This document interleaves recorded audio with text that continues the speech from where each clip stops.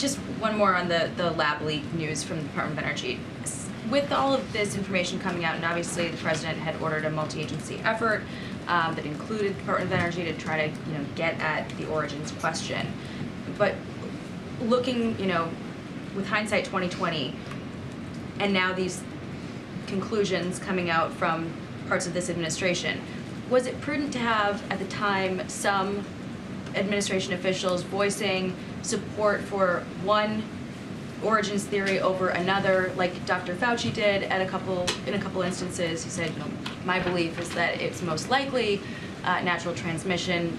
Dr. Collins at one point sent an email to Dr. Fauci that was discussing the lab leak theory as a conspiracy theory. So given where we're at now, looking backward and with respect to how we talk about these things if it ever happens in the future, is it prudent to have members within the administration voicing support for one theory over another if there isn't a consensus at that So time? I do want to speak to Dr. Fauci because the political attacks on someone like Dr. Fauci, who and public officials more broadly, but Dr. Fauci, who has spent his career saving lives, whether it was the AIDS epidemic or as we are just coming out of this COVID, this once-in-a-generation pandemic, these attacks have been counterproductive. They have not been helpful. This is someone, again, who has spent his almost entire career fighting for the well-being, the health of the American people. And so I just want to call out the political attacks. I think, again, it's not been helpful. Dr. Fauci himself has said he agrees with the president that we needed to get to the bottom of this, to get to the bottom of where COVID originated. And that's what the president did from almost certainly the first few months of his administration. And we have been grateful. Again, we have been grateful to Dr. Fauci's wisdom. We've been grateful to Dr. Fauci's advice during the COVID response. And we have been very, very clear here. We need to know more.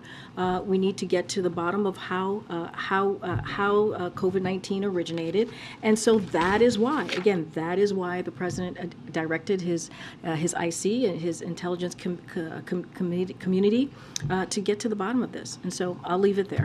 More broadly than Dr. Fauci, though, I guess what I'm getting at is there was not so long ago a point where anyone asking the question of whether a lab leak was a credible theory that should be looked into, a lot of those people were derided as fringe, conspiracy theorists. So are there lessons learned, looking back about how we discuss theories when we don't have all of the answers? So here's what I can tell you is the president's commitment to getting to the bottom of this, right? That is what's the most important, so that we can share this with Congress, we can share this with the American people. That is why he asked the IC to do its work. And right now, there is no consensus. There is no consensus. You heard this from Jake Sullivan yesterday. You heard this from my colleague just moments ago.